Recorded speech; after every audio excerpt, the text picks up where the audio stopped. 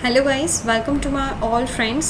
In this video session we are talking about that genetic drift, which is also called as allelic drift, okay, and Sewall-Wright effect.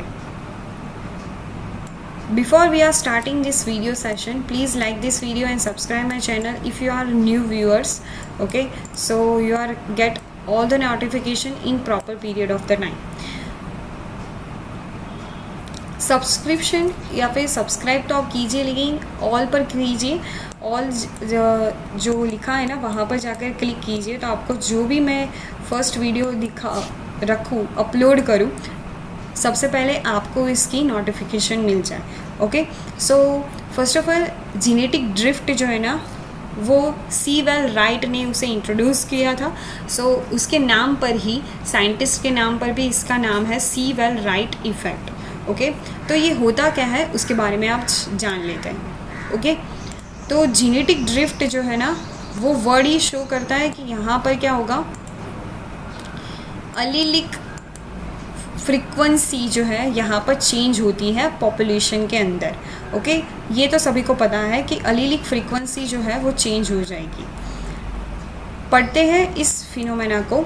The random change in allele frequency simply as a result of chance due to the sampling error from one generation to the next in a finite population is called that genetic drift. Okay, यानी कि अलील की frequency एक ही population के अंदर, एक finite population के अंदर क्या हो जाती है, चेंज हो जाती है कोई एक रैंडम सैम्पलिंग एरर के कारण। ओके, कोई बाहर से कोई ऐसा फैक्टर लगा, टेम्परेचर का फैक्टर, या फिर कोई भी डिज़ास्टर हुआ, या फिर मैन मेड कोई भी एक्टिविटी हुई, तो उससे क्या होगा कि जो पॉपुलेशन वहाँ पर थी उसके में बहुत ही ज़्यादा वेरिएशन था। मान लीजिए कुछ ऐसी, ये गोल है which is called the population के अंदर ये रेड वाली स्पीसीज़ भी थी, देन आफ्टर ये ग्रीन वाली स्पीसीज़ भी थी, ओके, एज वेल एज ये ब्लू वाली स्पीसीज़ भी थी। ओके, लेकिन कुछ डिज़ास्टर के कारण या फिर मैन एक्टिविटी के कारण क्या होता है, रैंडम सैम्पलिंग एरर, यानी कि कोई भी एरर के कारण ये जो पॉपुलेशन है उसमें जेनेटिक फ्रीक्वेंसी चेंज हो जाती है। यहाँ पर फ्रीक्वेंसी जो थी ना वो बहुत ही ज़्यादा वेरी थी। ओके, वेरिएशन बहुत ही ज़्यादा हाई था, लेकिन कुछ एरर के कारण या फिर ऐसा हुआ कि टेम्परेचर हाई हो चुका है। मान लीजिए कि टेम्परेचर हाई हुआ उस प्लेस का, तो क्या होगा, यहाँ पर मान लीजिए कि ब्लू कलर की जो स्पीसीज़ है ना वो ही सर्वाइव कर रही है, ग्रीन और रेड कलर की जो स्पीसीज़ थी वो वहाँ पर नहीं ग्रो हो रही है। बिकॉज ऑफ दैट उसके पास ऐसा एडेप्टेशन ही नहीं है कि वहाँ उस एनवायरनमेंट पे ग्रो हो पाए, तो उसको क्या कहा जाता है, जेनेटिक ड्रिफ्ट कहा जाता है। तो जेनेटिक ड्रिफ्ट जो है वो क्या होती है, पॉपुलेशन की साइज़ पर डिपेंड होती है।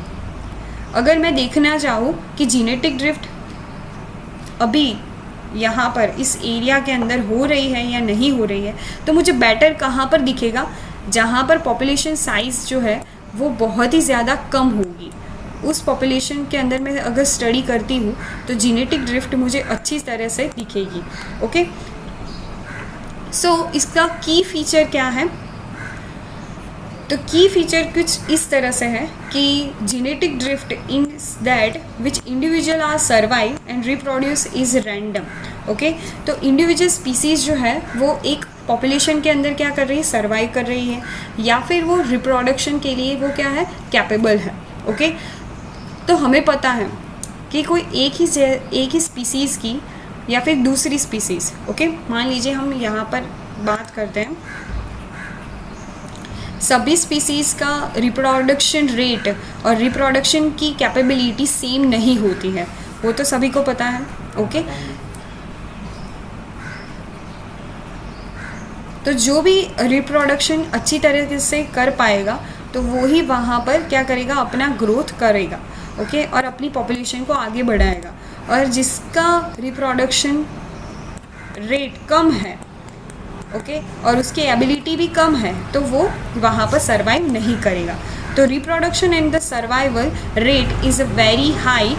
Those species can only survive in the extreme condition like that survival of fittest. Okay, ऐसा ही एक सिद्धांत मान लीजिए जेनेटिक ड्रिफ्ट के अंदर भी. ओके, तो ये हमने क्लियर कर लिया है, ये 4 पॉइंट्स. अब आते हैं 5th पॉइंट पर कि genetic drift leads to the random changes in allele frequency. तो जेनेटिक ड्रिफ्ट क्या करती है? रैंडम चेंजेस करती है अलील फ्रीक्वेंसी के अंदर. ओके, यानी कि एक पॉपुलेशन के अंदर यहाँ पर हमने देखा ना कि बहुत ज़्यादातर वेरिएशन था, लेकिन कोई रैंडम सैम्पलिंग के कारण अलील की फ्रीक्वेंसी चेंज हो गई और सभी जो है ना वो होमोजाइगस हो गए. यानी कि सभी जगह देखो स्पीसीज एक ही है, अलील की फ्रीक्वेंसी में क्या हो गया? चेंज हो गया. लेकिन इस कैन नॉट चेंज. हमें पता है कि allele frequency can not change.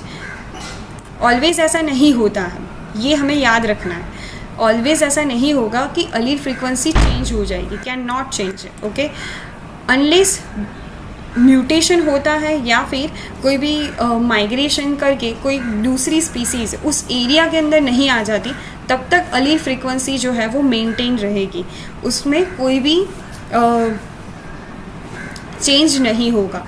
Okay, and due to the genetic drift number of heterozygotes in the population which is decreases. तो लास्ट पॉइंट है हमारा कि जेनेटिक ड्रिफ्ट से क्या होता है? नंबर ऑफ heterozygotes जो थे वो क्या हो जाता है? डिक्रीज़ हो जाता है. पॉपुलेशन में वेरिएशन भी डिक्रीज़ हो जाता है through the genetic drift. Okay, I hope you are clearly understood about the genetic drift. In this next video session we are talking about the genetic drift के जैसा ही, यानी कि जेनेटिक ड्रिफ्ट कैसे होता है उसको समझने से पहले हमें समझना होगा bottleneck effect, okay, as well as founder effect. इन दोनों को हम नेक्स्ट वीडियो सेशन में डिस्कस करेंगे.